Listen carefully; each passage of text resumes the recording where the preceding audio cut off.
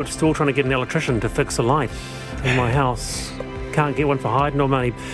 David Slack, Jenny Morton, lovely to have you on the program today. Thank you very much. I'm back Monday, 3:45. Till then.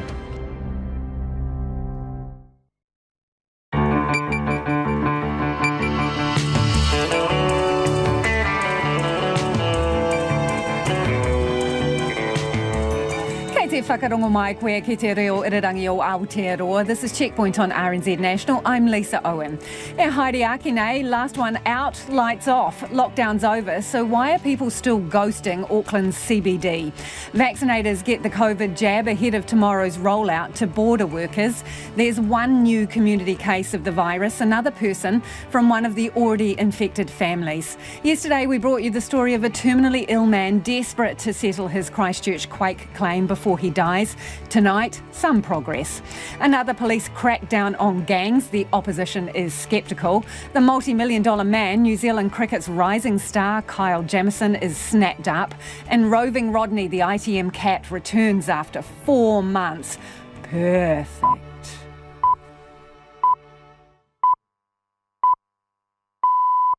RNZ News at 5. Kia ora, ko Susana Leata tēnei. New Zealand's COVID vaccine rollout is officially underway. The first to be vaccinated have been the first 100 vaccinators themselves. The crew, mostly nurses, have been getting the first of their 2 Pfizer doses at Auckland's Jet Park Hotel today, so they can vaccinate frontline border staff from tomorrow. The Immunisation Advisory Centre's medical advisor, Peter McIntyre, says it's a momentous day for the country. It's very exciting, and as a vaccine person who's been working on research in vaccines for over 20 years, I always get excited about new vaccines, but I think something which is actually exciting about this whole process is firstly that it's gone as well as it has. Peter McIntyre, it's expected to take several weeks before all 12,000 border workers and their families have been vaccinated. Another community case linked to the Papatoetoe outbreak has been reported today, bringing the number of infected to 7. There are also 3 new cases in managed isolation. Wellington Hospital is short about 30 beds and urgently needs more operating theatres. That's the message from the Capital and Coast District Health Board's Director of Planning and Performance, Rachel Haggerty. She says the board has largely caught up on the backlog caused by last year's lockdown, but further problems loom. We don't have significant delays in our planned care access at the moment because we are working so hard to ensure that that doesn't happen. But we cannot continue to sustain the system that we have and the access that we have if we don't grow our infrastructure, if we don't increase the size of our buildings and the availability of our beds. Rachel Haggerty says Capital and Coast has already spent $6 million more than was budgeted on outsourcing operations to private hospitals. New Brighton apartment owners have seen some progress since their protest outside Vero's Christchurch office today, but their situation is far from resolved. The owners of the New Brighton beachfront apartments are in a long-running dispute with the insurer about how to repair the building. One of them, Brian Shaw, says Vero has now agreed to seek an independent assessment of whether the building needs strengthening, but that's only a start. Still, we're getting meeting delays, until April and May, and that simply isn't good enough. We need something to happen now. This has been 10 years. This has been hundreds of thousands of dollars in legal fees. Brian Shaw says it's frustrating it has taken a street protest to get action. A High Court jury in Auckland has heard how a man was left shocked and shaken after an encounter with a prominent businessman. The businessman denies indecently assaulting 3 men on separate occasions and making 2 attempts to dissuade a witness. Kate Gregan reports. The complainant says the accused shoved his hand down his pants, grabbed his genitals and left a red welt on his thigh after he'd gone to his house to discuss a charity deal in the early 2000s. The complainant told the court today he did not tell anyone about the incident for years, as he was ashamed and embarrassed about what had happened.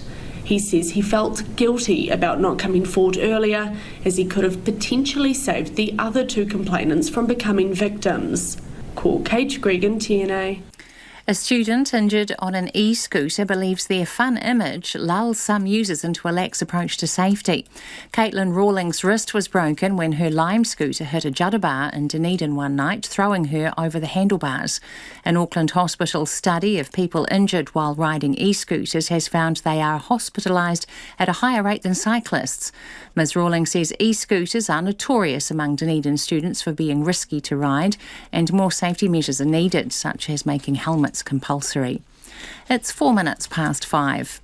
The Black Caps all-rounder Kyle Jameson hasn't taken long to refocus after becoming one of cricket's newest multi-millionaires. Jameson was bought for $2.86 million by Royal Challengers Bangalore in the Indian Premier League auction last night.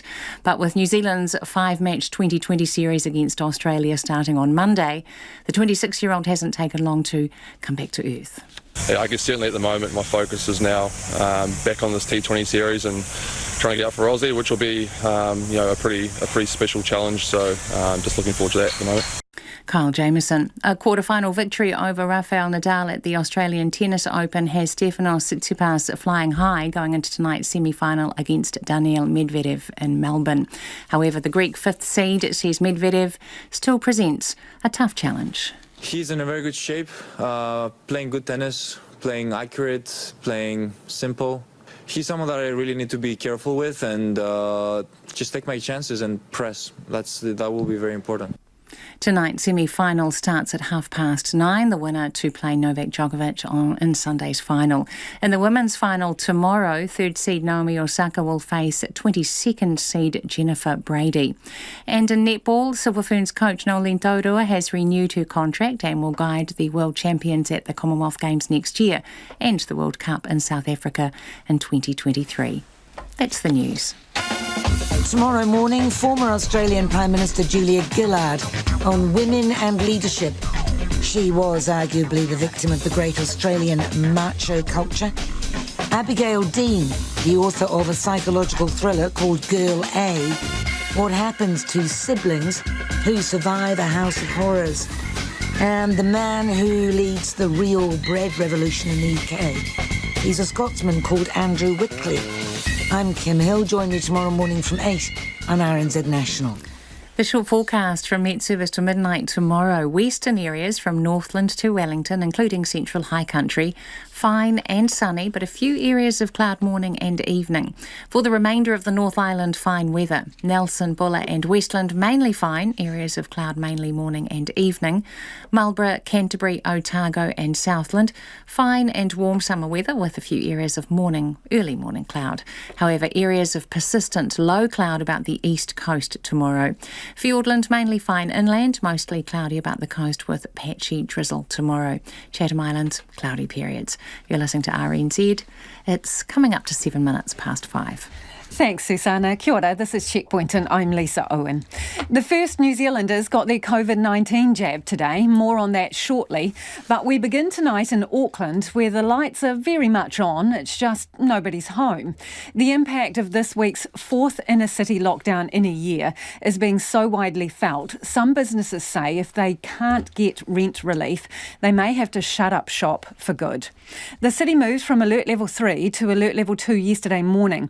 But whilst restaurants, shops and office buildings have flung open their doors, Aucklanders have stayed away, with one business reporting not a single customer for 2 hours. Reporter Alice Stewart and cameraman Nick Munro with this story of an inner city in crisis. Friday afternoon would normally see Auckland's central city packed. But after a turbulent week for these city businesses, the shops are empty, despite the move to Alert Level 2. These container store vendors on Elliott Street would normally be selling coffee, donuts and burgers. But lunchtime today resembled a ghost town. It's been really slow, today especially because we've been open for almost 2 hours and we haven't had a customer yet. So business is not doing too good. It's been quite interesting. We've been open only recently, just a couple of days and that. But yeah, since lockdown it's been pretty quiet. Before the lockdowns and that, they've been doing quite good turnover. But after lockdown, they're getting about half their capacity, maybe even that. Just looking around, like even up at the Alex stables, we've noticed restaurants are gone, up for lease, things like that. Kimchi Project is a popular eatery on High Street. Cafe manager Charlie Lee says whilst under level 2, Aucklanders can now be seated in cafes and restaurants, people have stayed away. The customers definitely a lot less than before. Yeah, it's like, I would say like definitely a lot less, yeah. And the city is pretty quiet, yeah. I can tell, yeah, street is really quiet as well, yes. Meanwhile, this convenience store owner just off Queen Street says desperate times mean he's struggling to pay his rent. For us, it's a disaster, to be honest. The city was totally empty. We lost 90% of our new usual income. Yeah, even level 2 now, it's the same. People took the whole week off. So hopefully next week, if no lockdowns.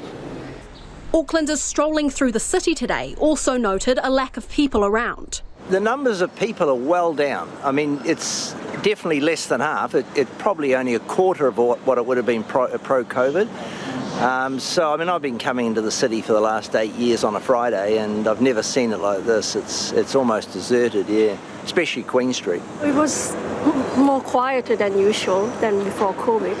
Especially on Friday afternoon, yeah. I don't think the people would be scared to come because we have lots of information about where the cases are and which areas not to go to and how many there are. So you want to be cautious but not too paranoid, I guess. Not as usual though. It is not as usual. Like the Fridays, people used to be here hanging around, but now. So yeah, it has affected a little bit. Heart of the City Chief Executive Viv Beck says although level 2 is significantly better than 3, it still has its challenges as workers continue or choose to stay home. From prior experience of level 3, we know that our spending can drop by as much as 90% for some businesses, and that equates to about, on average, about $23 million a week in terms of core spending. Now, there's other costs on top of that, so people have lost stock and had a variety of other costs to incur, but it's a very stressful situation for businesses that go from being level 1 to level 3 just like that. She has been meeting business owners all day to listen to their concerns and give support. It's certainly extremely difficult to be talking to businesses that are really on a wire right now. Their reserves are very low and it's an extremely stressful situation. It's stressful for others in different ways, but it is actually quite mixed. I've just heard from somebody who's absolutely on the line. They've had, ongoing impacts of COVID and also construction and really serious impacts. I've seen other restaurants trading at about half full and telling me that they've got bookings over the weekend, so they're quite pleased about that. And then others have just got this cumulative impact. Viv Beck has one message for Auckland customers. I mean, the businesses are open. They will follow the protocols around the safety, and we're really asking people to come back and enjoy the city centre. With America's Cup racing resuming this weekend along with warm sunny weather, these inner city businesses are hoping for a much needed boost to their bank accounts. Mō te hōtaka o te ahiahi nei, ko Ella Stewart tēnei.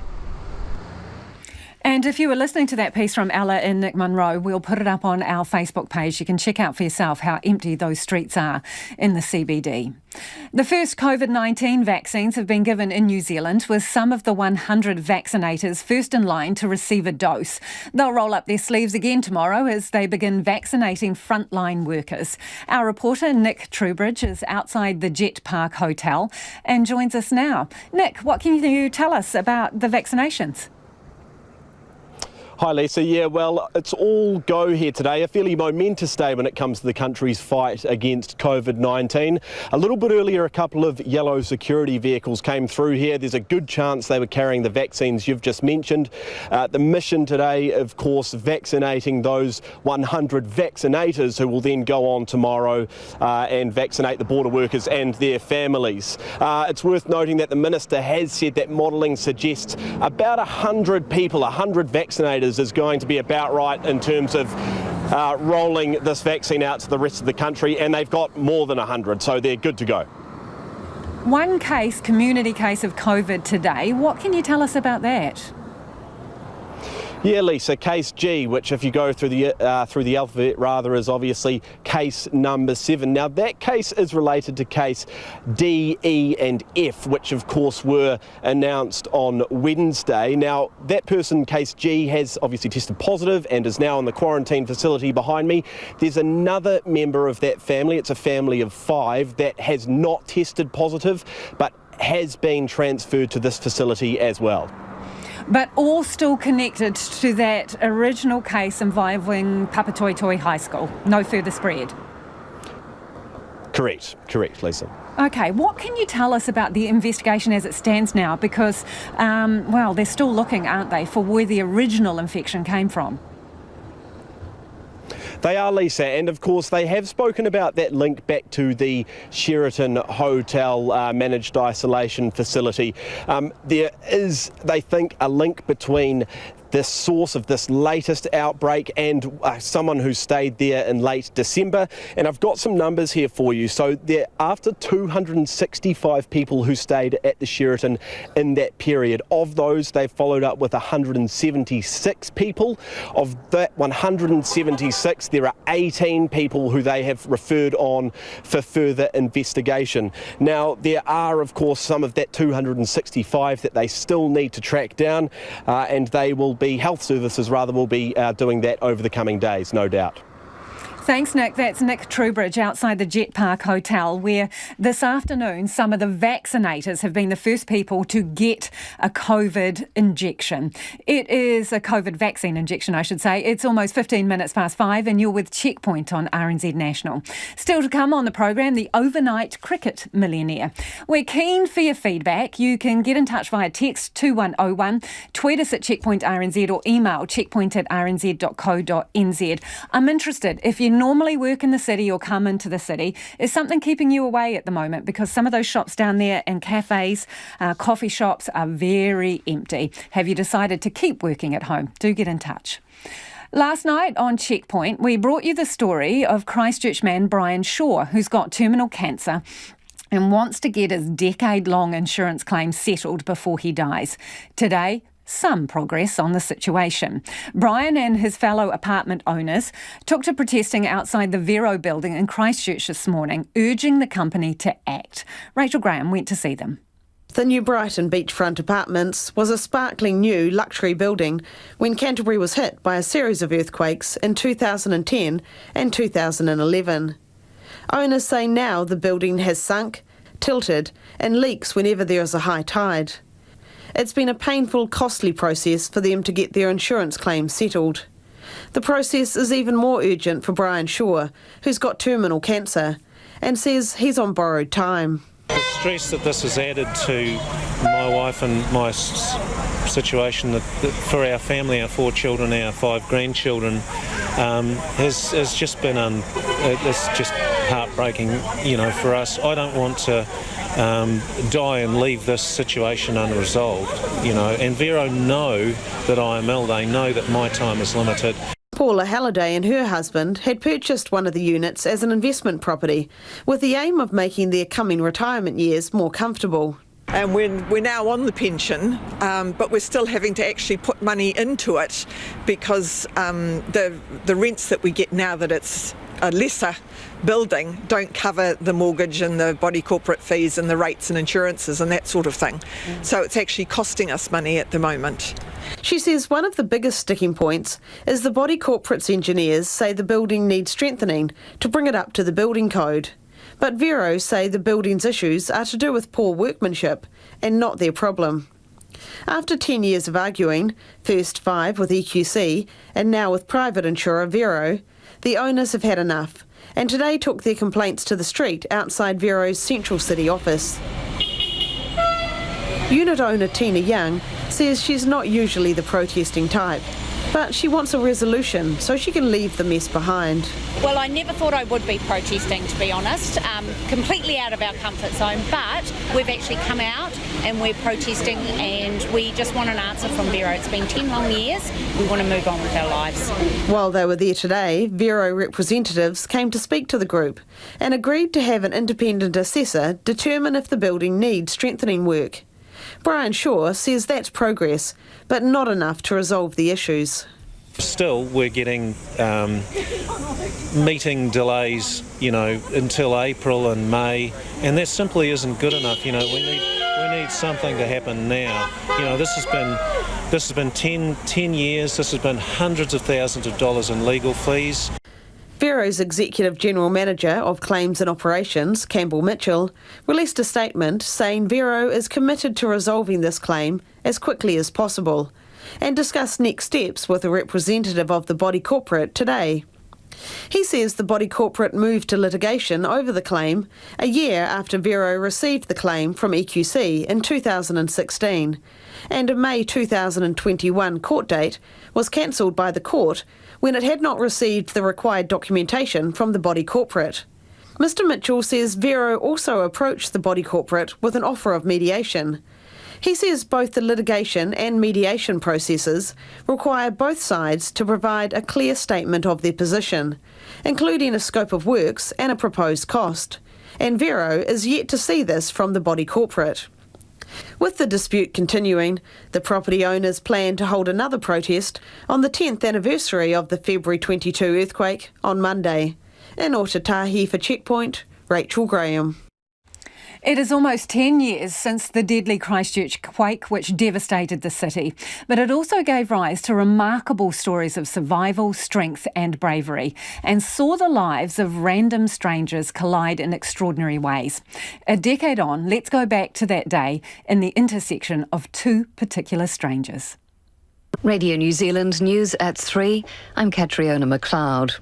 The police say they don't know how many people are in collapsed buildings in the central city, but some are alive because they've managed to send text messages. 65 people are so far confirmed dead. The quake lasted just a few short seconds, but is still felt 10 long years on.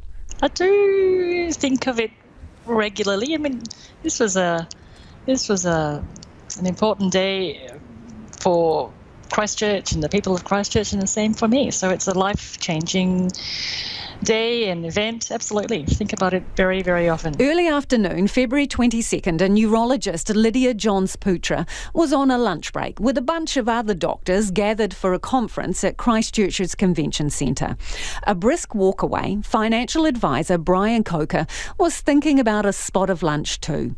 He was on the first floor landing in the Pine Gould building, about to bob down the stairs when he was showered in tiles and debris as the quake hit, swept off his feet by a cascading concrete wall. The chairman of the Pine Gould Corporation, Bruce Irvine, says he's been at the building since after the quake and has witnessed scenes of joy and despair. There were obviously scenes of absolute joy when certain people came out and were greeted by their relatives, and absolute despair for those who are still waiting. Straight away, Brian knew he was trapped. He said so in a statement a few days after, where he detailed exactly what he was thinking and what he did. In these moments, in excruciating pain, he tossed up whether to message his wife, Helen. He didn't want to worry her, but Brian also wanted to tell Helen he loved her and may not survive. Love prevailed. Helen got his text message at 1:03 p.m. She called police, told them what Brian looked like, what he was wearing and where he was. Police who have worked through the night say limbs have had to be amputated from some of those they've rescued from the rubble. Lydia Johns-Putra and some of the other doctors had arrived at the collapsed building. She spent a while watching emergency services working and told them she was a surgeon. Brian, trapped inside, wished for, in his words, a decent aftershock to finish it.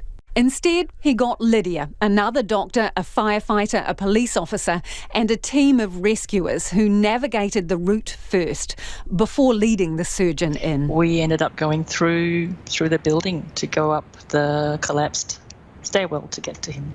And how difficult was that? Was there much space? No, there wasn't much space at all. As you can imagine, it was collapsed and it was dark and few regular aftershocks, and so it was quite cramped. So were you walking, Lydia, or were you crawling, or did you have to scramble? We were partly walking, and then at the very end we were quite cramped, and so we were lying on our tummies to do what we had to do to reach. So an element of crawling, I suppose, but it was largely walking and then at the very end crawling. Brian, who had concrete dust in his nose and mouth, remembered being given a drink of water and later morphine. He could hear other people screaming in the building. When rescuers returned about 7 o'clock that night, they cut his trousers and told him he was coming out. Well, we had an anaesthetist as part of the team, so that was very important. And the equipment itself that we had, I mean, this is not an operating theatre, this is a field procedure, and so we had tourniquets, which reduces the blood flow, which is important. We had a knife and we had a saw, and if you think about it, a knife and saw are what you would use in an operating theatre, but that's what we had. When you say you had a knife and a saw, and you would use those things in an operating theatre, but where did they come from this time? You had a hacksaw, wasn't it, Lydia? I don't remember where the hacksaw came from. And I recall, in my recollections, maybe not reliable, but my recollection was that I was given a Leatherman knife. And that was the knife we used, and that was the saw we used. The actual procedure, the amputation, given that you're in this confined space and there are aftershocks, how tough was it to do the work that you had to do? When you're focused on a job to do, it's not that tough and you have the end goal in mind. I don't recall it being tough in the mental sense. Clearly the physicality was challenging, but with working in this incredible team and collaborating towards this goal, the end point was to save and rescue Brian. So I don't have a recollection of it being mentally tough, but it certainly had its physical challenges. It was dark and it was cramped, and felt like rubble on the ground.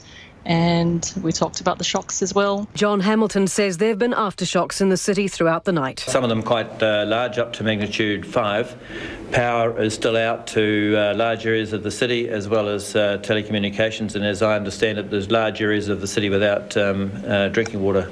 Those sorts of things made it physically challenging. So while you were doing the amputation, were you belly down to the ground? Yes. That must have been pretty tough. As I said, though, the aim of the process was to save somebody, and so I don't remember dwelling very much on the discomfort.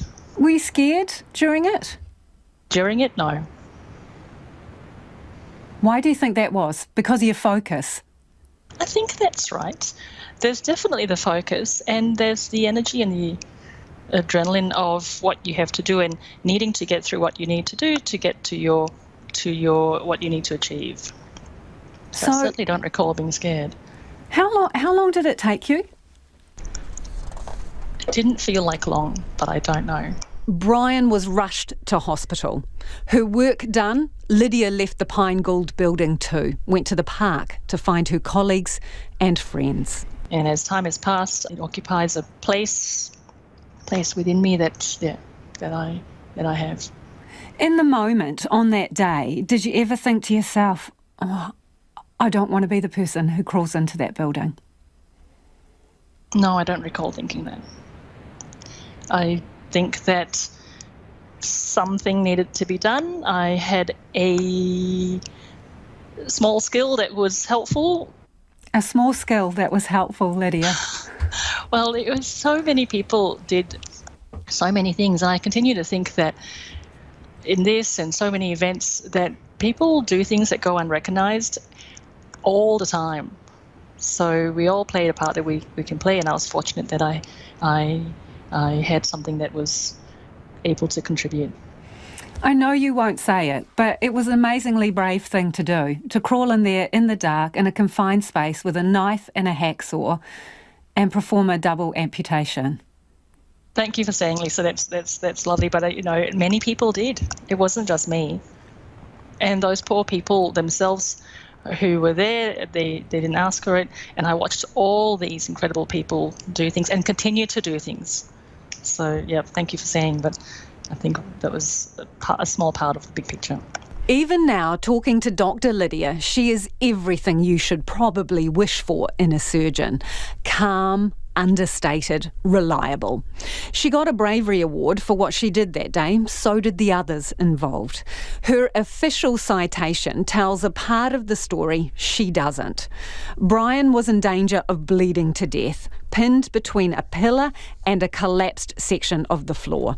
There was no other way to get him out.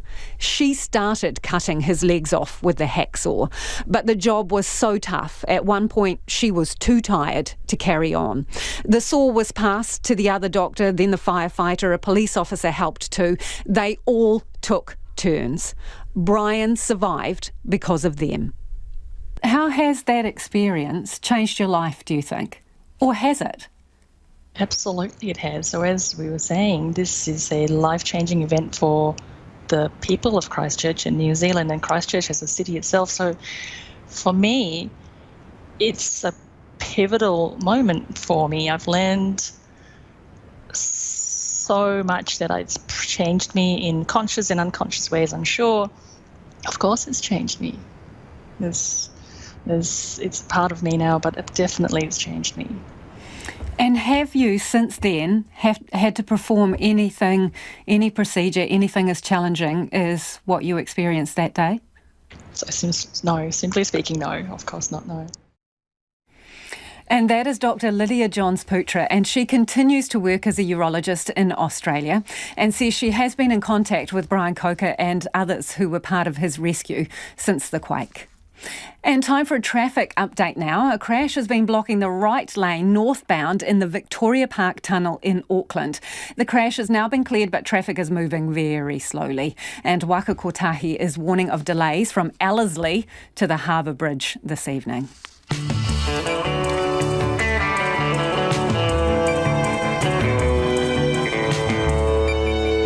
And coming up on Checkpoint on RNZ National, the jury in the Red Fox Tavern murder trial hears one of the accused killers was involved in an earlier similar robbery.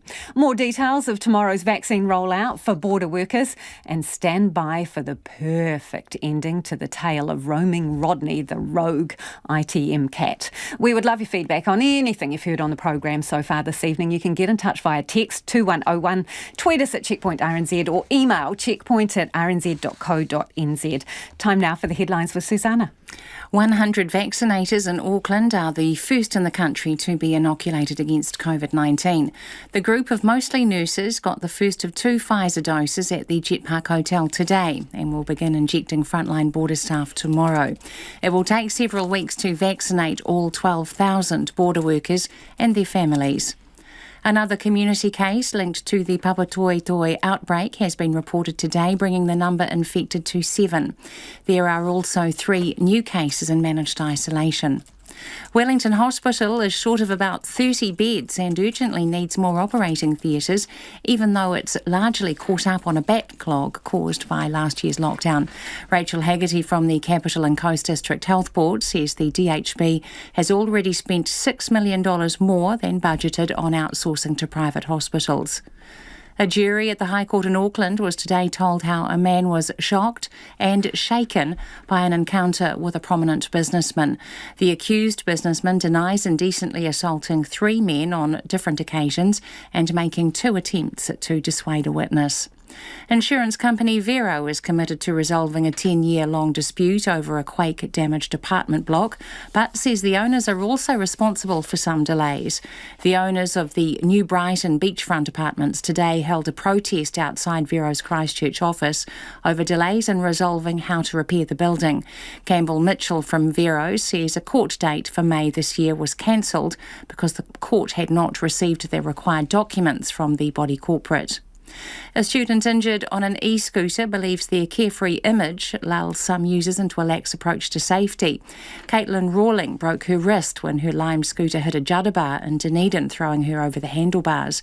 An Auckland hospital study of people injured while riding e-scooters has found they are hospitalised at a higher rate than cyclists. Those are the latest news headlines from RNZ National. Our next news and weather update is at 6. Thanks, Susanna. Kia ora anō. This is Checkpoint and I'm Lisa Owen. Time to get to the business news now with Nicholas Poynton, who's in our Wellington studio today. Nicholas, the Moa Group has sold the business that burped the company. We're talking beer, aren't we?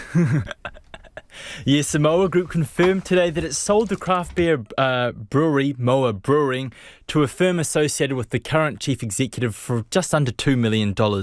And the company's board says that the brewing business, which was founded back in 2004, the future of it had been in question for about 6 months now. And the questions that were being raised were really about the brewing business's economic viability.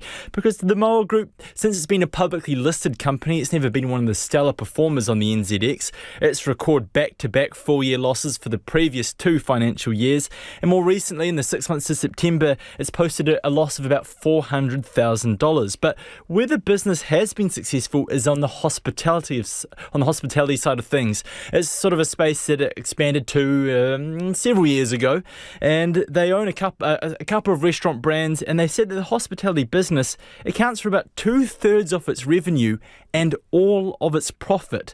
So in that regard, the brewery has been somewhat of a liability. But you can imagine that this wasn't an easy decision for the company, because the brewery, like I mentioned earlier, well, it's what spawned the company. It's one of the more recognisable craft beer brands out there in the market, and the board had to consider that its identity was quite literally tied to it. But of course, you know, in business, there's often no real room for sentimentality, because the company had to consider the interests of its shareholders and consider where the opportunities for growth and profitability lie in the future. And it's quite clear that it's not in making expensive beer, but it's in giving people trendy restaurants to go to. So the company will rebrand next month. It will drop the name to become Savour Limited as it moves away from beer and focuses exclusively on hospitality. Now, it owns a couple of restaurant brands that are exclusive to Auckland, but they say that in terms of growth in the coming months, they're going to look to bring those brands outside of Auckland to different cities around the country. They're open to open up more sites and locations in Auckland as well. And the market reacted sort of favourably, I guess, to this news if you consider a 0.04 cent rise in its share price a favourable response. So it's now trading at about 20 cents per share. And Nicholas, this GameStop fiasco, the US, there's a congressional hearing going on about it? Yes, US government officials have been hearing from some of the main players involved in that frenzied trading that took place a few weeks ago. That was that sort of David and Goliath battle between retail traders and the big Wall Street hedge funds. And to really jog people's memories about what happened there was the big Wall Street firms, they were essentially betting on the share price of the video game retailer GameStop dropping. They were poised to make a whole heap of money if that happened. Well, the retail investors, they saw this and they decided to bid the price up, and they didn't stop bidding, and that cost the firm Citadel billions. And the flow-on effects for Wall Street and markets around the world was calamitous. And what this whole ordeal has done was raise questions about potential market manipulation, and that's what we've been hearing about at these US congressional hearings that started today. We heard from the hedge fund Citadel, who says despite what everyone was saying, we are not the bad guys in this. This is, in terms of the battle that sort of transpired between the investors, they saw it as really taking on the hedge funds, these wealthy Wall Street venture capitalists, taking them on and beating them at their own game. So they were saying, look, we're innocent in all this, leave us out of it. The chief executive of Robinhood, that's the app or the retail trading platform on which a number of these bets were placed. They were saying that they had no involvement in any form of market manipulation here, and they stood by their decision to actually ban or cancel trades GameStop trades after a while, which actually brought extensive criticism from the retail traders themselves. We also heard from the chief executive of Reddit. That's the popular messaging board, and it's the home of the thread Wall Street Bets. And this is a sort of a forum where a lot of retail traders, they use it to discuss and hype up potential bets. And this is where we saw this, to quote the term that's been used, as sort of mob mentality sort of come to bear as all these investors sort of came together to take on the Wall Street investors. They said that people can use their platform for whatever purpose, and don't accuse us of any market manipulation. So from what we've seen today, this is going to turn out to be a bit of a mess, but the implications of these hearings, they are incredibly important, because last year we really did see the rise of the retail trader and the retail trading platform. In New Zealand, it's things like Hatch or Invest Now or Sharesies. There were countless stories we heard about normal people who had no prior experience trading, piling into the market and buying shares for the first time. But this emergence of a new type of investor has not been without its challenges. And who knows? We don't know what may transpire from these hearings, but maybe regulation might be on the horizon. So, Nicholas, let's just take one last gallop around the markets for the week. What numbers do you have? Yeah, sure. The NZX was down about 67 points to 12,549. Our dollar was at 72 US cents, 93 Australian and 51.7 British pence. Thanks, Nicholas. Nicholas Poynton with Business News. It's been revealed one of the men on trial over the Red Fox Tavern murder more than 30 years ago was jailed for a similar robbery several years earlier.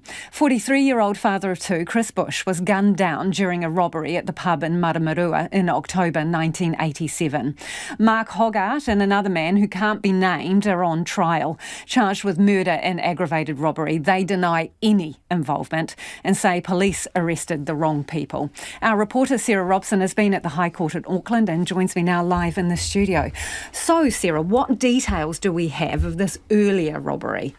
This morning, the jury was told that the man with name suppression was jailed for an earlier aggravated robbery at a tavern in Auckland in the early 1980s. Now, the agreed facts of this crime were read to the court. Two offenders went into a bar in the early hours of the morning after the patrons had left, but the bar staff were still there socialising. They were disguised, they were carrying shotguns.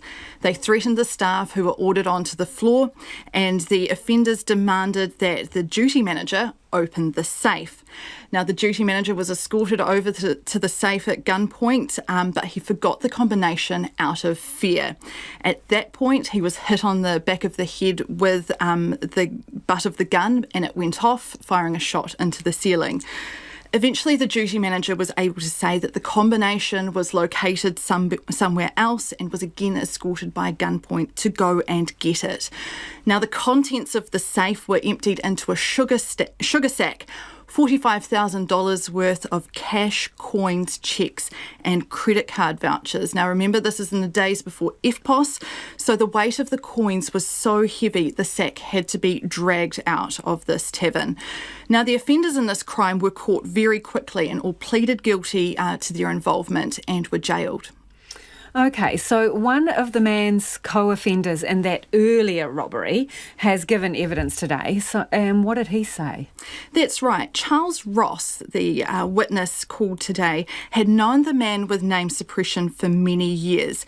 Now, when they were serving their jail terms for that earlier aggravated robbery, they were in the same prison.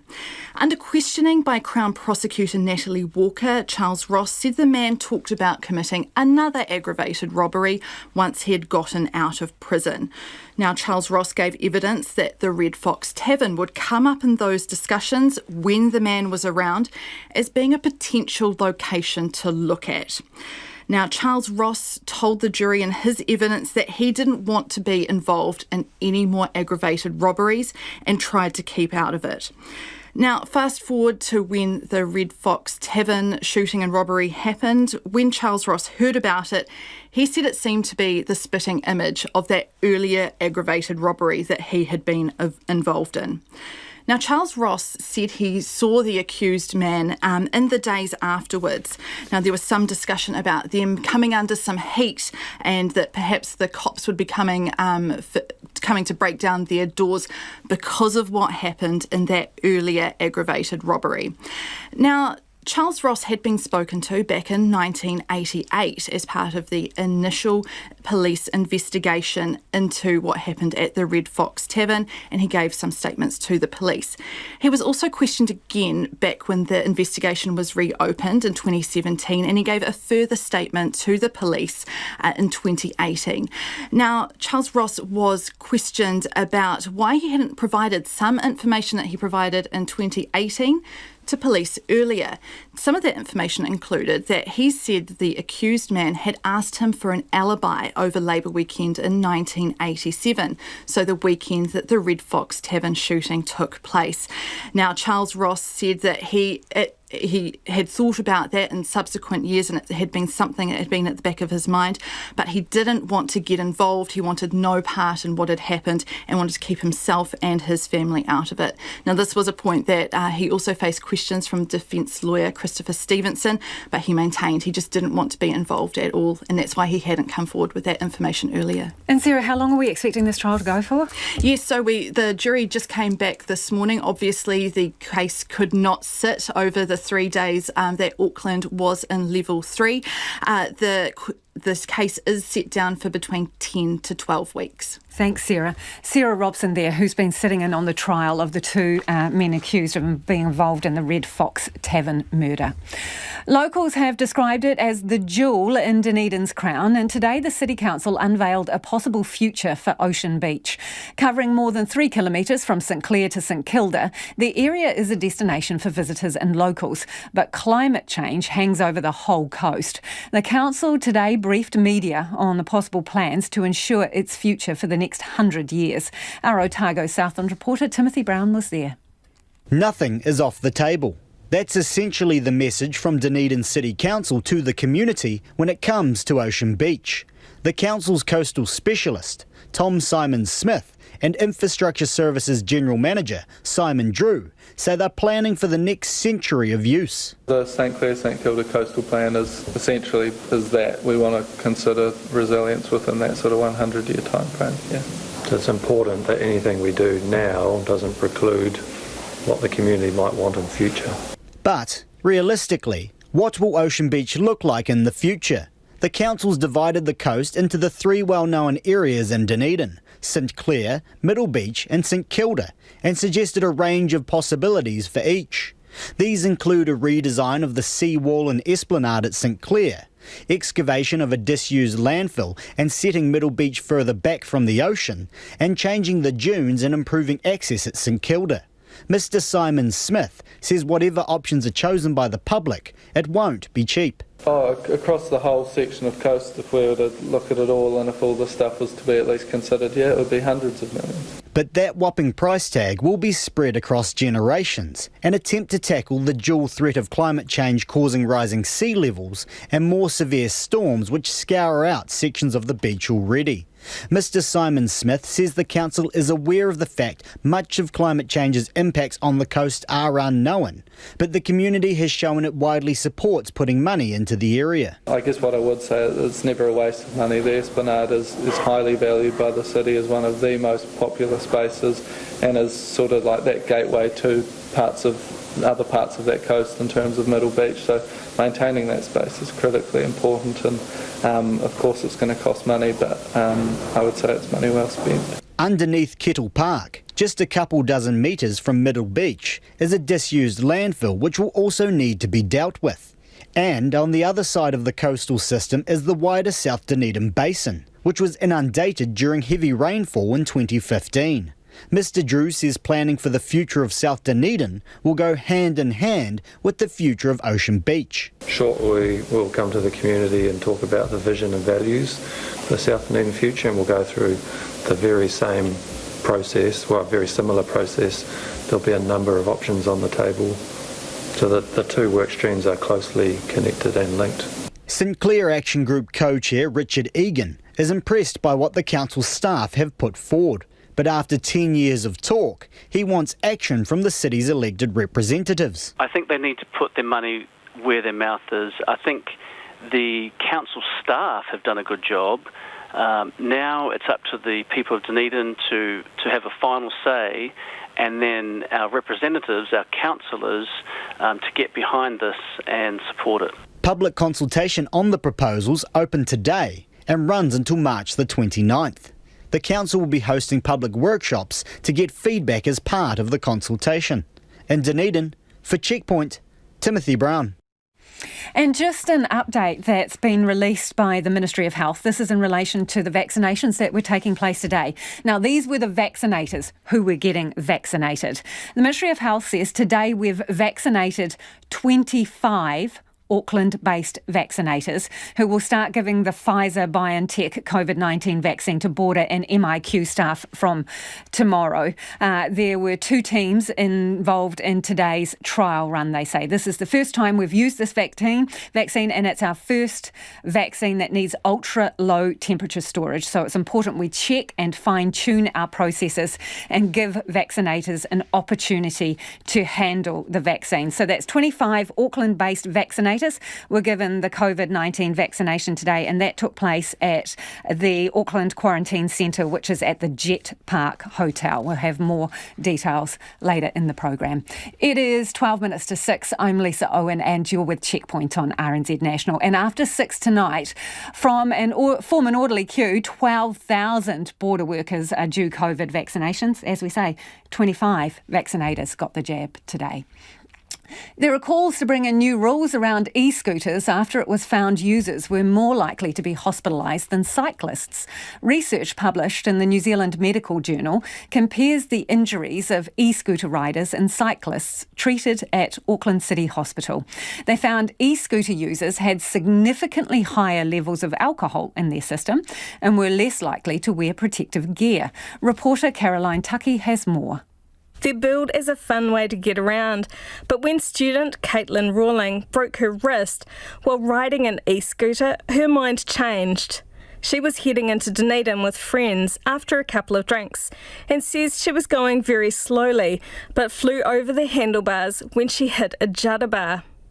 Ms Rawling says e-scooters have become notorious among Dunedin students due to injuries, but are used differently in Christchurch. When I lived in Christchurch, since that's such a flat city, a lot of people would just line to and from town and would be pretty intoxicated, and they are super drunk and recklessly scootering. She reckons it's easier to balance and brake on a bike and believes e-scooter riders need to take more personal responsibility.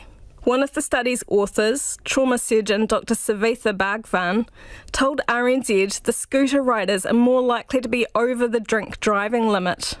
And they were more likely to be injured after 5 p.m, which she says indicates a higher proportion of people are using the e-scooters for fun rather than purely for transport. The team was surprised to find injuries in e-scooter riders, who tend to fall off, were just as bad, if not worse, than those of cyclists, who are typically in collisions, and more were hospitalised. The mode of injury was isolated falls in e-scooters compared to the cyclists who had more collisions.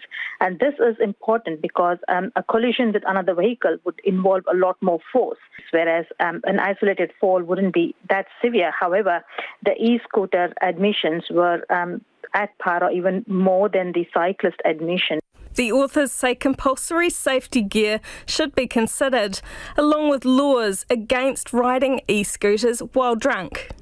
E-scooter company Lime says drinking and riding a rented scooter is just as unacceptable as drinking and driving a rental car. And they promote rider safety, including providing discounts on helmets. Other e-scooter companies didn't respond to questions. For Checkpoint, Caroline Tucky. NASA's most ambitious mission yet, the Mars Rover, has safely landed on the red planet. It's already started sending back messages from its new home and will set about the business of trying to find signs that Mars was once and could still be a planet where life can exist. Our World Watch reporter Polina Lau reports. Touchdown confirmed. Perseverance safely on the surface of Mars, ready to begin seeking the sands of past life. Touchdown for NASA's Perseverance Mars rover. Mission control engineers cheering and fist bumping after a nerve-wracking 7 minutes. The Mars rover landing safely after a 7-month journey with no human at the controls. Moments later, the first image is sent back and it even tweeted, "I'm safe on Mars. Perseverance will get you anywhere." Acting NASA Chief Steve Yurchik delighted at the result. What an amazing team to work through all the adversity that goes and all the challenges that go with landing a rover on Mars, plus the challenges of COVID and just an amazing accomplishment. Many of NASA's team took a remote bow with members being honoured on screen because of COVID restrictions. Dr. Brian E. Horgan, an Associate Professor of Planetary Sciences at Purdue University in the US, says it was an emotional moment. I mean, it's so hard to land on Mars. I think that's what's so important to understand, that even say, we've learned so much, it is still so risky and so dangerous. And the JPL engineers completely pulled it off. It was such a huge relief to hear that we touched down on the ground safely and to get those first incredible images back. The rover burned through the atmosphere at 19,000 kilometres an hour before a complicated landing system brought it down in an area with some of the oldest rocks on Mars. Radio messages were sent back to Earth from the Jezero crater, an ancient lake which will be studied for years to come. Deputy Project Scientist Katie Stack-Morgan says it's touched down among the most ancient crust on the surface. Capturing that period of time between 3.5 and 4 billion years old, which isn't a period of time that's particularly well preserved in rocks here on Earth. So we have a chance to find out about a period of the solar system that we've never studied before. It's the most advanced rover NASA has ever built, and it carries a suite of instruments to search for signs of ancient life, rocks and soil for possible return to Earth. With the successful landing, the work begins. Professor Bethany Allman explains the mission of finding signs of life. I am not talking about Martian little green men, probably not even fish. We're looking for microbial life, or maybe microbes that have made a little mat or a slime of sorts that you might find on the bottom of a pond. Those are the types of things that are likely to, well, they did exist on Earth 3.5 billion years ago. The question is, did they exist on Mars at the bottom of lakes? Perseverance is going about 1 kilometres per second. 14 attempts have been made at landing on the planet, and now America's record of safe landings extends to 6. Mars days are around 40 minutes longer than Earth days, and the team will be checking the rover's key functions and scientific instruments. A mini Mars helicopter will be tested for the first time, capturing a bird's eye view of the planet. The work is just beginning for NASA's most ambitious project, and it's the best ever chance we have at finding out if life ever existed on Mars. For Checkpoint, Perlina Lau. For most of us, dreams of becoming an overnight millionaire are just that. Not for New Zealand cricket's fastest rising star, Kyle Jameson. The Black Caps fast bowler is set to be almost $3 million richer after a stunning result at the Indian Premier League player auction. Clay Wilson reports on a life-changing night for a 26-year-old with just 12 international matches to his name. So, 15, thank you very much. The thud of a hammer at 2 a.m. has never sounded so sweet. Kyle Jameson, the Black Caps' breakout star of the past 12 months, bought for $2.86 million at the player auction for the most glamorous competition on the global T20 circuit. Jameson's still coming to grips with the surreal nature of the situation. It is kind of a weird thing to have an amount of money attached to yourself. I haven't woken up, my bank account hasn't changed overnight. It's just, I guess, this intangible thing around the money. So, yeah, it's certainly a different experience. The figure bid by Royal Challengers Bangalore, with former New Zealand coach Mike Hesson pulling the strings as Director of Cricket, is easily the highest paid for a Kiwi at the annual auction. It's also the 4th highest for a player in IPL history. Staggering for a 26-year-old who only made his international debut a year ago. Jameson admits he not only woke up to watch, but was left speechless when calling his partner to share the good news. I woke her up, she was asleep, so pretty cool moment just to kind of sit back, and I guess there wasn't a whole lot of words spoken, to be fair, and but then called mum and dad, they were up as well, so did that and then just turned the phone off and tried to get some sleep. The eye-popping payday, dwarfing his annual Black Caps retainer of between 100 and 150,000, hasn't come without hard times. Jameson battled mental health struggles before finally breaking into the Black Caps, and bowling coach Shane Jurgensen says the Auckland seamer deserves every dollar.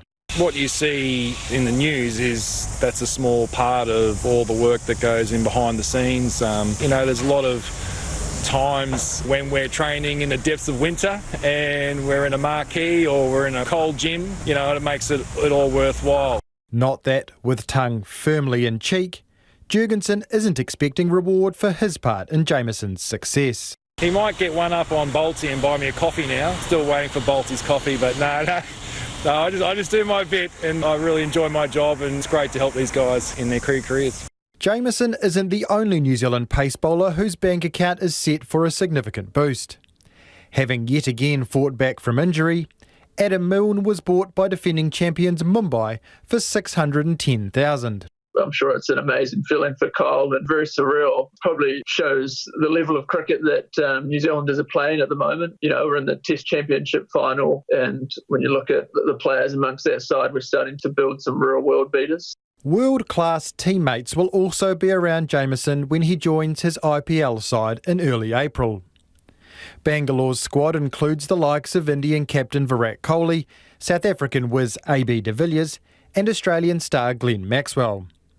A prospect, Jameson says, is equally as appealing as the big payday. So fortunate to go to a team with superstars of the game like that, and they've had success for such a long period of time, those guys, and just to rub shoulders with them and try and learn and grow as a cricketer is going to be something that I'm certainly relishing. For now though, Jameson is just wrapping his head around his newfound riches.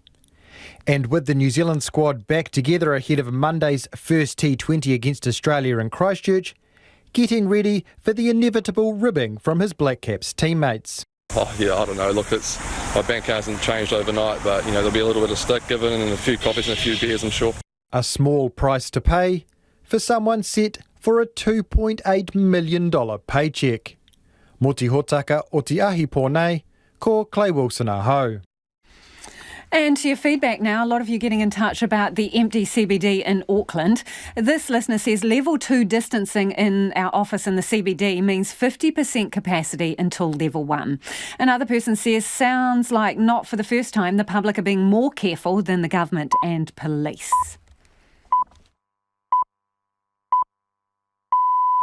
RNZ News at 6, ngā mihi nui ko Susana Leata with DNA. The first people to get the Pfizer COVID-19 vaccination are being reassured about any side effects. The country's vaccine rollout is officially underway, with 25 vaccinators receiving the first of their 2 doses at Auckland's Jet Park Hotel.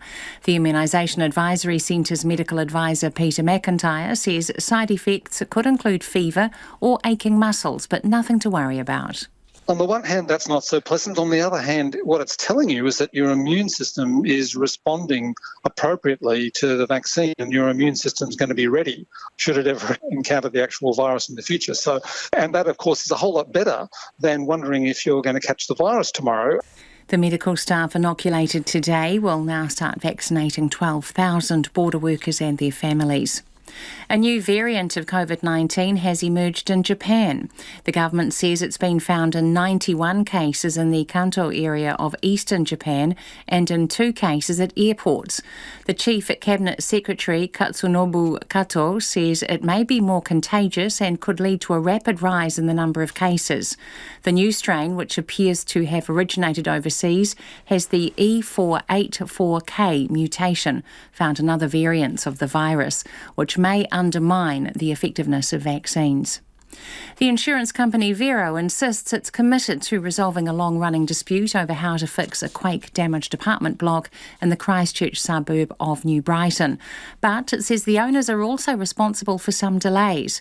Vero's General Manager of Claims and Operations, Campbell Mitchell, says a court date in May was cancelled by the court because it had not received the required documentation from the body corporate.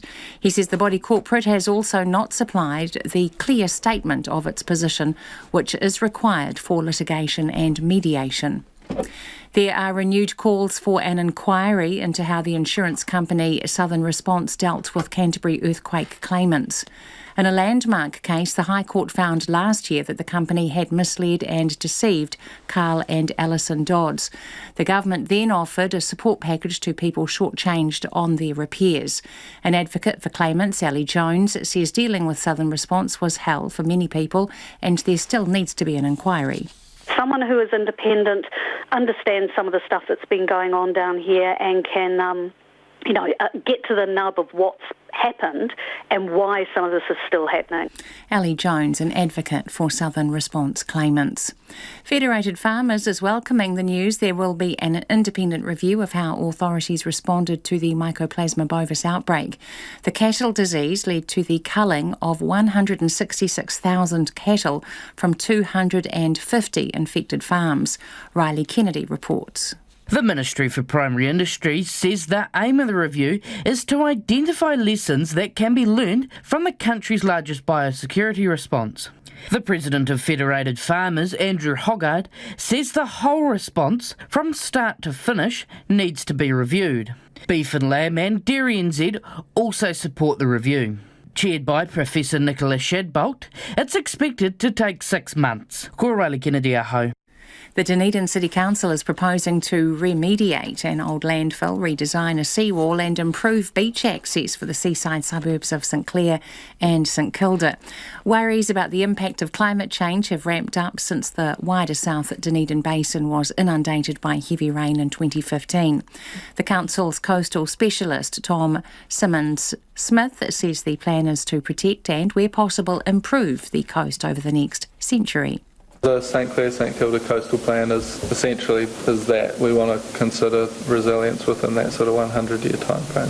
Public consultation begins on the proposals today and there'll be a series of community workshops. It's 4 minutes past 6.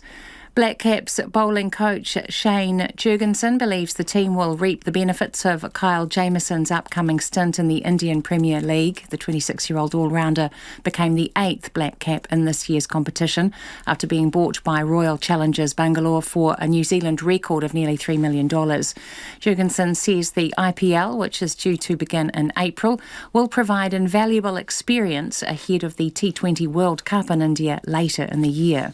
For our team, with potential T20 World Cups over there, all going well, it's another player with the experience in India, and that's good from our perspective. Shane Jurgensen. The country's top male sprinters, Eddie Osei-Nketia and Tian Felton, will go head-to-head at the Capital Classic Athletics meeting in Wellington tomorrow. Felton scored an upset win over his 19-year-old rival at the Potts Classic in Hastings a fortnight ago. But in Hamilton last weekend, Osei-Nketia ran 10.28 seconds to narrowly edge Felton. The pair are closing in on the national 100 metres record of 10.11, held by Osei-Nketia's father, Gus. The Russian 4th seed Daniil Medvedev and Greek 5th seed Stefanos Tsitsipas meet in tonight's second men's semi-final at the Australian Tennis Open in Melbourne, starting at 9:30. The winner will play Serbian top seed and 8th-time tournament champion Novak Djokovic in Sunday's final. That's the news.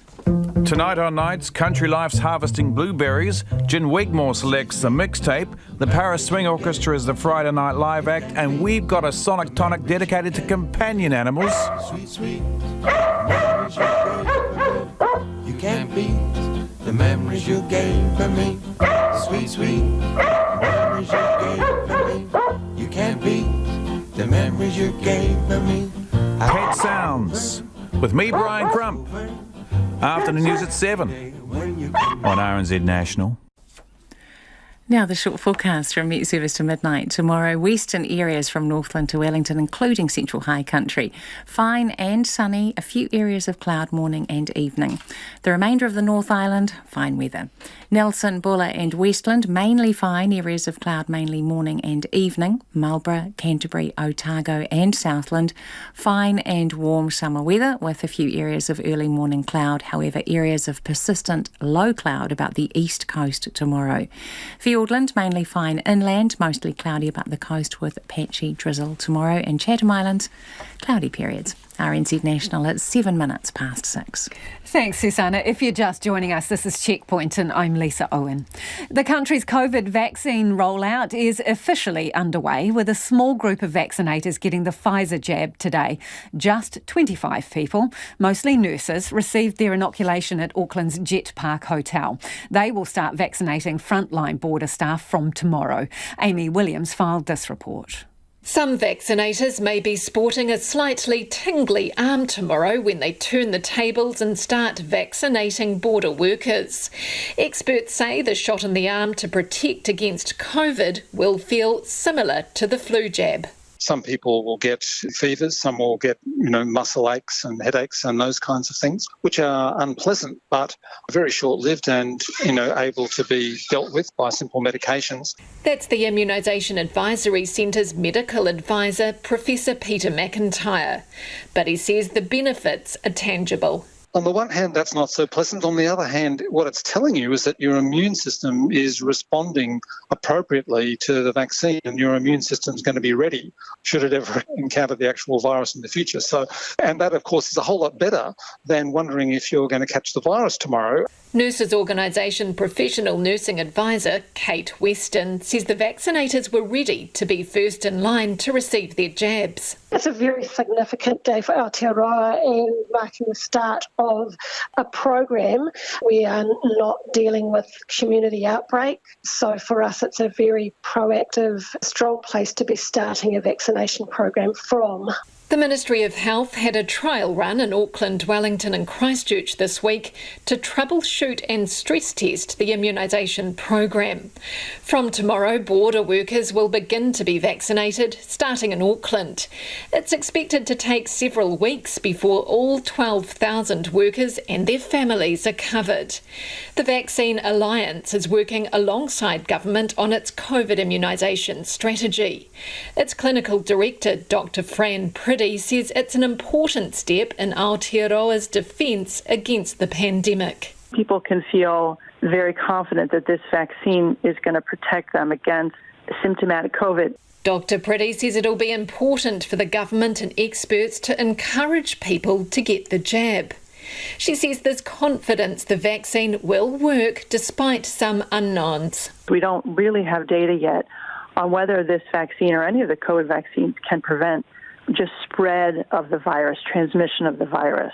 But this will definitely have a high efficacy against preventing disease. Ministry planning scenarios show if there was a COVID outbreak, the population at risk would be next in line to receive the vaccine after healthcare and border workers.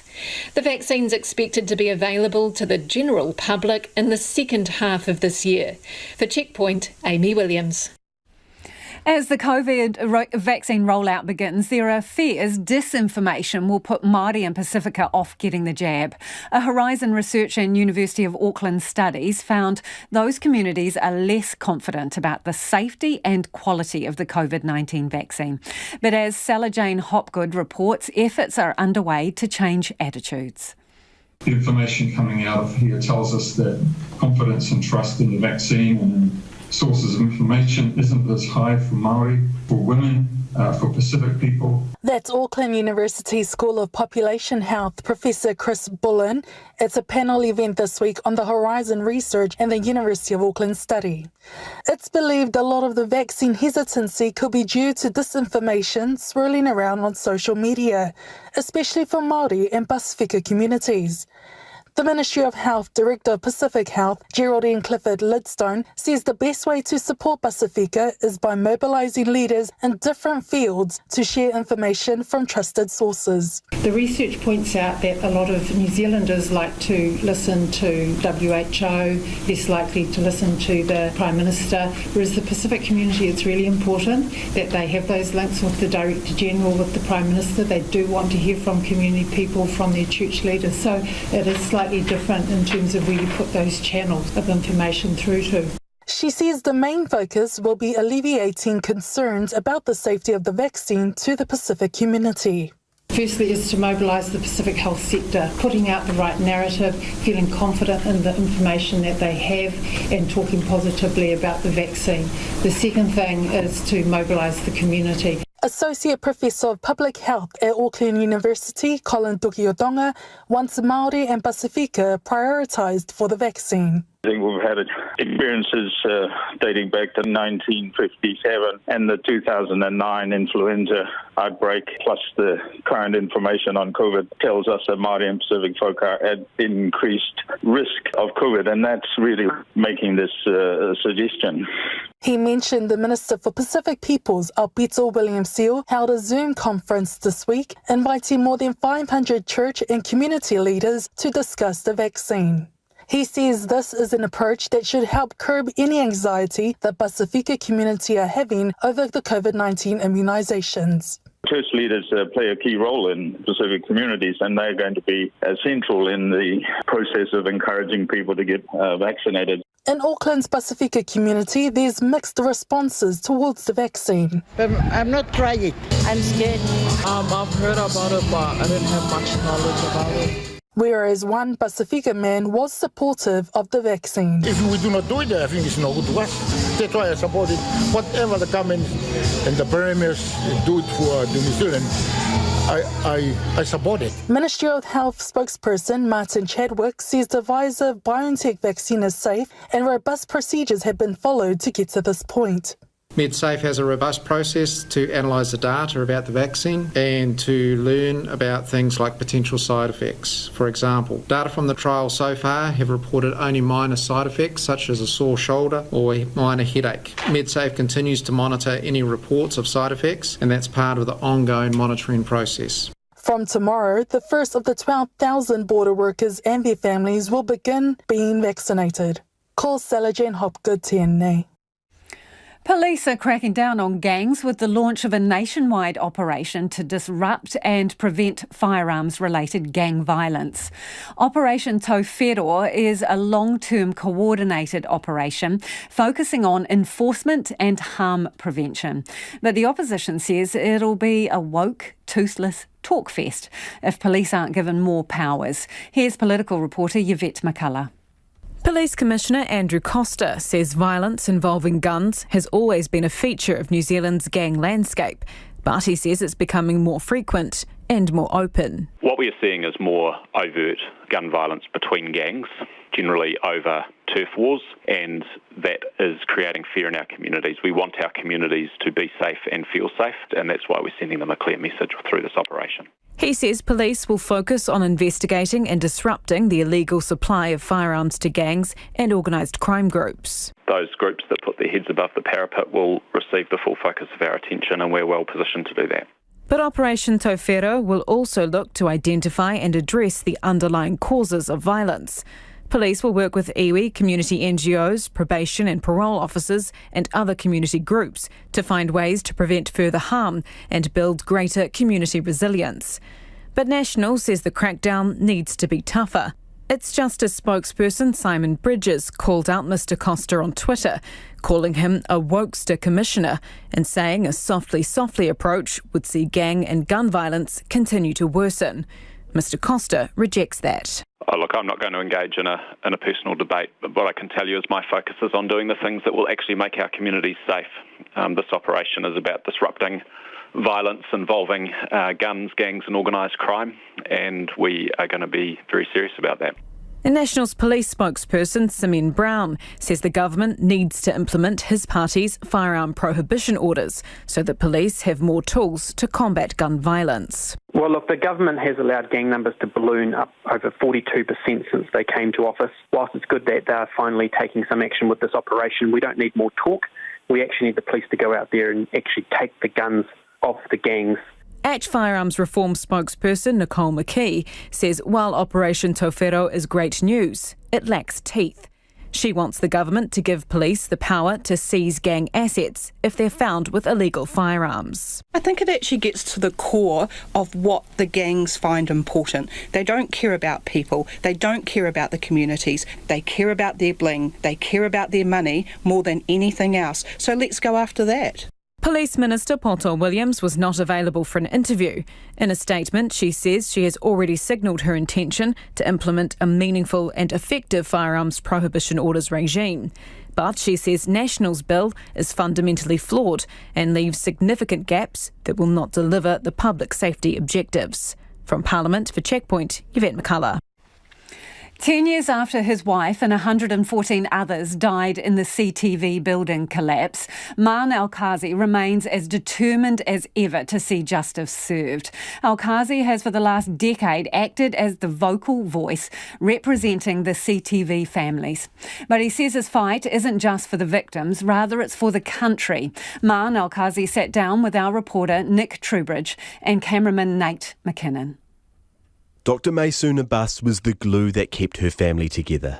Her husband, Maan Al-Kazi, remembers her as a strong, clever, beautiful woman. I would say we were really very happy family. And that probably one of the reasons why it was devastating to lose her suddenly and unfairly as well. Maysoon was a family doctor and was helping a patient on the 4th floor of the CTV building when it pancaked on February 22nd, 2011. Maan last spoke to his wife as he saw her off to work that morning.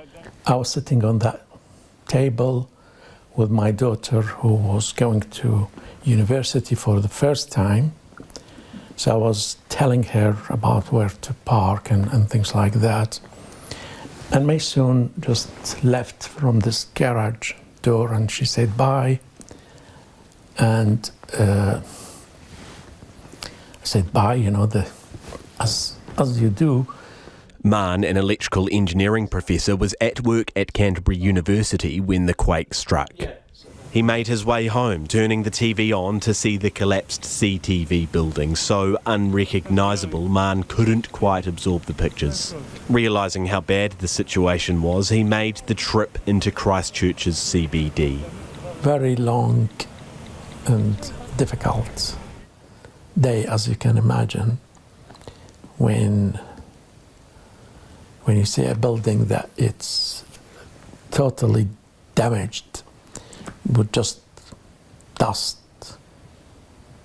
smoke, fire, and people on top of it. And so I kind of realized that something really bad happened. Maan and Maysoon's 3 daughters are all grown up now and grandkids have arrived. His face lights up as he talks of family gatherings during holidays and long weekends. But he's got another, much larger family group he now looks after too. He's become the spokesman for the families of those who died following the CTV collapse. When something happened, you would like to know exactly what went wrong. How did it happen? Who's responsible? How we prevent this from happening again? And this is, I suppose, how we learned and how we try to do better, isn't it? So that was my feeling immediately. What went wrong? Maan says when he saw the other families who had lost loved ones on that dreadful day in 2011, he simply couldn't take a back seat. Vivid in his memory are scenes of devastated people, broken-hearted, some with young children to raise. Maan became a voice for the voiceless. I know that my wife cannot defend herself. Together with the 114 people who lost their lives that day, they cannot defend themselves, they cannot tell their story, and somebody has to do it. So his life for the last 10 years has been the pursuit of justice. To date, it hasn't been served. In late 2017, the police announced they would not prosecute over the CTV collapse despite the earlier inquiry finding numerous defects with the building, a lack of proper inspections and a myriad of additional issues. In 2018, the families called for a review of the decision. saying the Deputy Solicitor General was not aware of information that could have enabled a prosecution. Police, on the other hand, asserted they had supplied all relevant information to the Deputy Solicitor General before it was decided not to prosecute engineers over the collapse. At the same time, 10 years on from the collapse, Engineering New Zealand's inquiry into whether CTV engineer Dr. Alan Ray should face its disciplinary committee remains unresolved. Still, Marnell Casey says he will never give up. We have to do everything to prevent this from happening again. And this is what I'm fighting for, to make sure that my daughters and my granddaughters will not go and experience what I experienced. And it's only by determination you change. You make things better. Marn says his external struggle for justice has also helped him cope with an internal struggle, coming to grips with the loss of Maysoon. Because if I kept all this inside me, it would have destroyed me, essentially. It would have consumed me. But when you let all this out, it's part of the healing, probably, process. And even though she's not by his side, it's his wife who keeps him going. Because I know that she's a huge fighter. She will not give up easily. And I learned a lot from her determination of never give up for your rights. Marn and the CTV families are continuing to fight for those very rights. Late last year, saying they are off to the United Nations to complain about the treatment by the New Zealand government. The latest, but not the last chapter in this decades-long struggle. For Checkpoint, Nick Trubridge. And if you were listening to that report from Nick Trubridge and our cameraman Nate McKinnon, we'll put it up on our Facebook page so you can see the video of the interview. It is almost 24 minutes after 6. You're with Checkpoint on RNZ National. Let's take a complete change of direction now. Could this be the perfect ending to the tale of roaming Rodney, aka the abandoned ITM cat? He's finally been found and given a forever home after going AWOL for about 4 months. Here is a quick recap. Last year, things got a bit feral after a worker in the building supply store in Martin dumped Rodney in the countryside because he'd allegedly become a nuisance after 10 years as the store moggy. Customers complained, a search party was launched, weeks passed, and Rodney was found wandering at a local farm. The now famous Rodney was given a new identity and relocated to New Plymouth, but en route to his new digs, a cage failure resulted in him doing a runner. Behold, Rodney has returned. I asked rescuer Beverly Dowling how she knew it really was the cat she's been looking for. Rodney was microchipped and registered, and so we, when we caught Rodney, we actually did trail cam photos for about a week leading up to the capture, so we visually basically clocked this cat that was a doppelganger of Rodney. I caught it and I could tell, having met Rodney, that this was Rodney, but the real proof of it was when we scanned him, and sure enough, bing, bing, Rodney! And we had Rodney, no doubt about it. So the jackpot, this is definitely Rodney. Where did you find him? We found him not too far from where he went missing in Spotswood in Taranaki in New Plymouth. We knew that he was attracted to men in high-vis shirts and sweaty socks. So we knew we were looking at industrial areas. We also knew he was a good mouser, and cats would look for high ground. And at the end of the street is Paratutu. So we knew that he'd probably be around the area. And sure enough, he was seen on CCTV in the new year by a company that's almost opposite Paratutu. And so we sat at the food stations, and that's sure enough where we found him. So just literally down the road from Paratutu Rock along Centennial Drive. This is some pretty high-tech stuff, tracking this cat. You've been scrolling through CCTV looking for Rodney.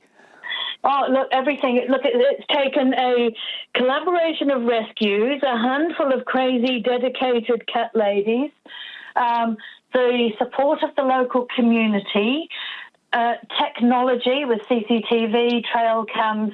It's taken the psychology of what cats are like when they are misplaced, and information from people that knew Rodney as to what he was like as a cat and what he liked. So we knew what food to put in those stations. The dedication of many and bits of a jigsaw and fried chicken. What role did the fried chicken play, Beverly? You know, fried chicken is used quite a lot to entice feral cats or cats that haven't really had a good snack. And I literally buy fried chicken and put it in my traps when I'm driving up to Taranaki. So the smell of fried chicken in the traps, literally the smell lingers on the trap, and it's like magic. And is that how you nabbed him? Did he wander into one of your fried chicken traps? Sure did. I've seen some pictures. He looks pretty chuffed with himself. He sure does. I mean, he was quite, he was a little bit scared on that first night. I mean, anybody would be being ripped away from their fried chicken. But, and you know, obviously having another big long car ride, which you would not associate with positive things, but he figured it out pretty quick that he's actually hit the sweet spot. So, Beverly, have you sat Rodney down and had the chat? No more roaming, Rodney. Well, we've put everything in place. We know he's a high risk, but I do think that trip to Taranaki was enough to basically cut the apron strings from ITM, I hope. I do know that at ITM he did occasionally roam. He'd go away for little adventures, so we knew that of Rodney. But he's going to be fitted with a GPS tracker collar. So we've got everything, all the checks in place. But once he's comfortable there, obviously the GPS tracker will just keep a bit of an eye on him. So I don't have to go out in the middle of the night trapping with kids doing Tokyo drift car stuff all around me and things like that. He looks in brilliant nick from the photos, so well done. Yeah. And here's to Rodney having a happy, settled life in Whanganui. I know, he will. He's loving it. Stay put, Rodders. Right, let's head to the UK, where a wanted man handed himself into police in the hopes he'd get some peace and quiet in prison. Sussex police said the man gave himself up on Wednesday afternoon because he was fed up of the people he was living with. Inspector Darren Taylor tweeted to say the man's in custody and heading back to prison to serve some further time on his own. Before we head off, some of you getting in touch about Auckland's empty CBD. This listener says, I think it's entirely fair to reach the conclusion that Aucklanders are staying away from the CBD. Most of us probably just wanted an extended week at home, they say. Another person says there is not enough hospitality custom to support the many cafes and restaurants in Auckland and New Zealand. And this one on Dr. Lydia Johns-Pooch, who performed a double amputation in the collapsed Pine Guild building 10 years ago after the Christchurch quake. Max says, amazing woman, so brave and so humble. We're so lucky to have people like Lydia. Well said, Max. Thank you for joining us this afternoon. Don't forget you can check out our video stories online. News team will keep you up to date. Have a fab weekend. RNZ News headlines at 6:30. 25 medical staff received their first Pfizer dose at Auckland's Jet Park Hotel today as the country's vaccination program gets underway. A new variant of COVID-19 has emerged in the Kanto area of East Japan and in 2 cases at airports. Federated Farmers is welcoming news of an